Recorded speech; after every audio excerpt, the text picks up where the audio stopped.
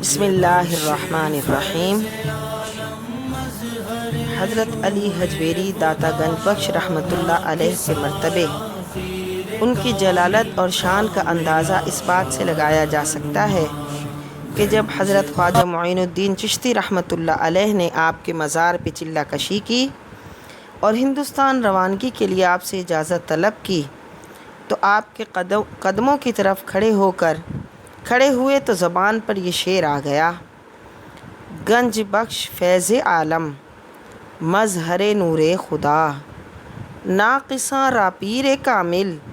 کاملاں را رہنما۔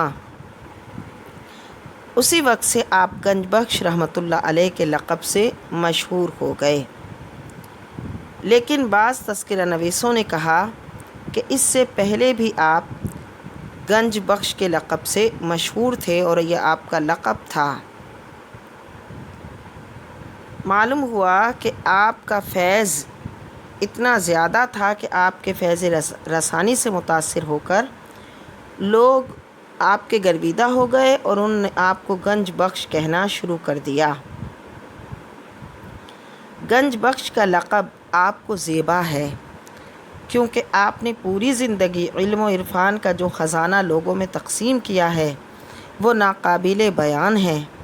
اور آپ کی طبیعت میں سخاوت، فیاضی کا جذبہ غیر معمولی تھا۔ حضرت بابا فرید الدین گنج شکر، حضرت میاں میر قادری،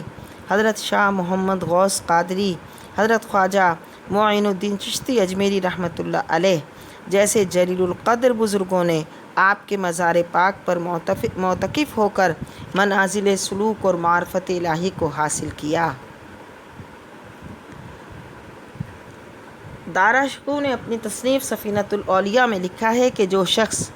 40 جمعرات کو بلا ناغہ مزار داتا پر حاضری دیتا ہے، اللہ تعالیٰ اس کی حاجت پوری فرماتا ہے۔ وصال کے بعد اولیاء کرام کی فیض و برکت کا سلسلہ جاری رہتا ہے، اور یہ بات کتاب و سنت سے درست ہے۔